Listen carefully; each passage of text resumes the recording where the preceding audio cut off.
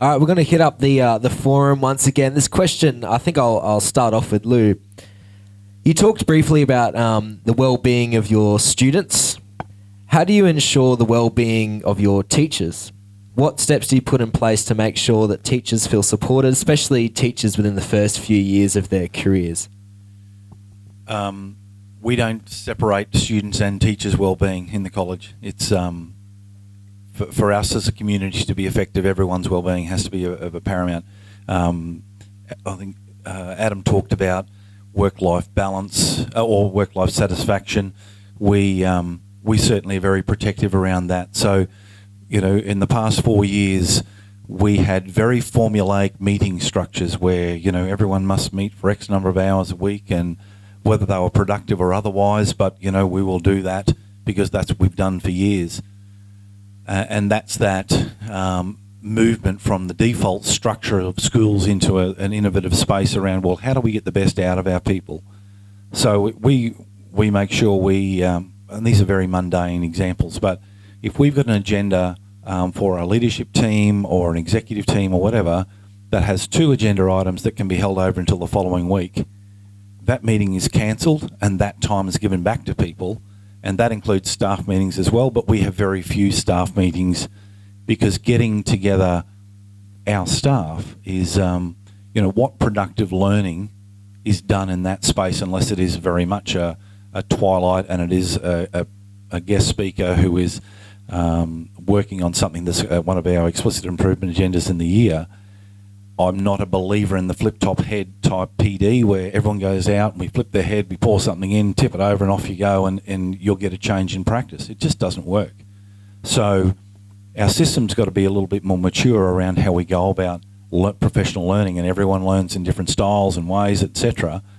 So we are quite specific in what we're trying to achieve and how we go about that. And, we find that sending people out it's like a respite care. Often it's give them a day away, and it's certainly not. It's not something I experience in my current setting, but in some of my past settings, it was respite care. So we are very specific and targeted in how we do our PD for our staff to make sure that that their balance is okay.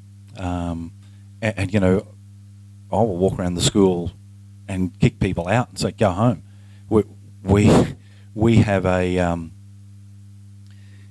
the start of the year we had a neuroscientist come and speak to our staff, and he really challenged them around this notion of busy. And so he said, is busy productive or is busy just busy? And people thrive on being busy because that's been historically rewarded in our workplace. And yet if you look at, well, what's the productive use of that 2 hours of busy time, that if you had been really focused and productive, you might have knocked it over in 15 minutes and you get out of here and go home to your family or your partner or your dog, whatever it is that gives you your balance. So we are really protective around that, and we've changed the narrative in the college. I did that in my Student Free Day presentation, challenged them around productive versus busy, and people now catch themselves. If you say, oh, how's your week been? Oh, really busy. So we're actually trying to change that thinking around use your time well and wisely. And Liz and I were talking about the urgent and important matrix. Use that wisely around, well, okay, here's a task, but is it urgent and is it important? And if it's not, well, I'll ignore it. I'll just deal with the things that are up in that top right-hand quadrant and calm my farm around how I'm going and feeling for the week. Adam, I was going to talk to you about also teacher wellbeing, and Lou touched on work-life balance and busy work. Before you were talking about your work-life balance and your structures, a lot of that seemed to be self-imposed.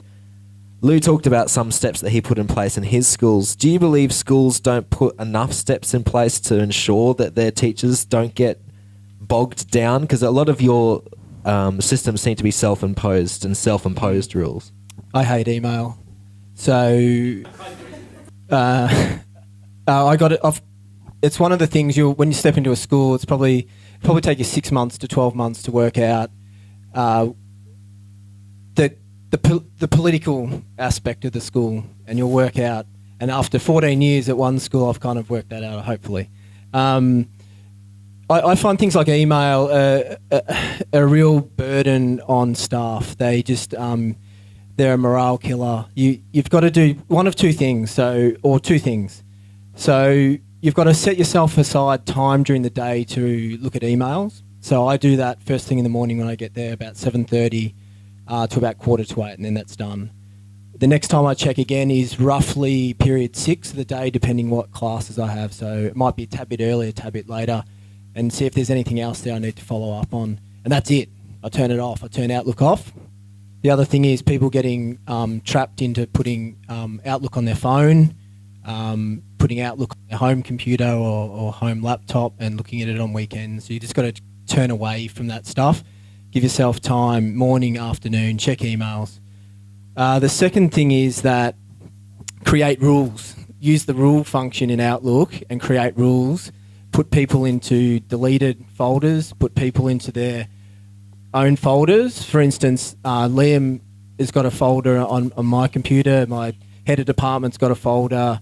Some people have got the deleted folder because what they send is not critical for my job to do. And my job is to walk into a classroom and teach that class. So there's the difference between what's critical and what's not critical. And an email about the critical emails I see each day is one, there's a room change. So if I need to move for whatever reason, exams for instance, and we need to move rooms, that's critical to me for my teaching that morning. So when I see that email come through about room changes, I check it, and I always check it. The second one is if I've got to cover a teacher who's away. So I had to cover someone in period 2 today. So when that email comes through, I check that email. So that person's email does not go into any deleted folders or anything. It pops up straight in front of me. So I've gotten my emails down to this morning. I had 3 emails to respond to. So one was the period 2 cover, and the other 2 were from parents for a trip that we're doing next year to Nepal for something that I organised with school. And there was 2 queries that came in. So within the next 12 to 24 hours, I need to respond to those. But email is not critical. That's what people have to get out of their head. If someone wants you for something, they would come and say, hey, Scott, I need you to do X. Or they would pick up the phone and say, hey, Scott, I need you to do X for me this afternoon. That's when it starts to become critical in your day. Then you can work it out between the 2 of you what you need to do then. But me sending Scott an email saying, hey, mate, can you do this for me this afternoon? He might not look at it until tonight, tomorrow. You don't know. So it can't be critical if someone's emailing you. So he's very self-imposed. I encourage a lot of people to probably do a bit of reading with a guy called Calvin Newport. He's a professor at Georgetown University in the States. I drew a lot of my kind of inspiration from his books. So he's probably someone you'd want to look at. He talks a lot about digital technology and how to minimise it, and social media, how to minimise it and things like that. So it's a good one. Yeah, sure. As a general life hack, don't answer emails on a Sunday. Just I'm serious, don't, all right? Because the minute you raise that expectation that you reply on a Sunday, you're sucked in for life, okay? And I can tell you now, parents in schools, they love that because they know they can get to you on a Sunday, all right? You're opening up a Pandora's box for yourselves. I'm not saying don't talk to the parents. What I'm saying is leave it till Monday. All right? Answer within a certain time frame. So Adam's completely right. Give yourself a break. You've got to stand back from the job to really do your job well. It sounds paradoxical, but it works well. And eventually then your life will inform your work and your work will inform your life. All right? But little things like that are really important. You've got to have that time. My partner's at the back, so she's probably smiling at that one. But to be fair, you do need to do that. I'm terrible for checking my phone every 5 minutes, but I've had to get out of that habit. You know, it's one of those things that if you raise that level of expectation, then the minute you don't, that's when people go, why haven't you answered my email? I sent it 20 minutes ago. That's right. We've had students at our school who've handed a draft into a teacher and 3 hours later gone back and said, why haven't you marked it yet? You know, that's got to be trained out of them. That's not acceptable. You know what I mean?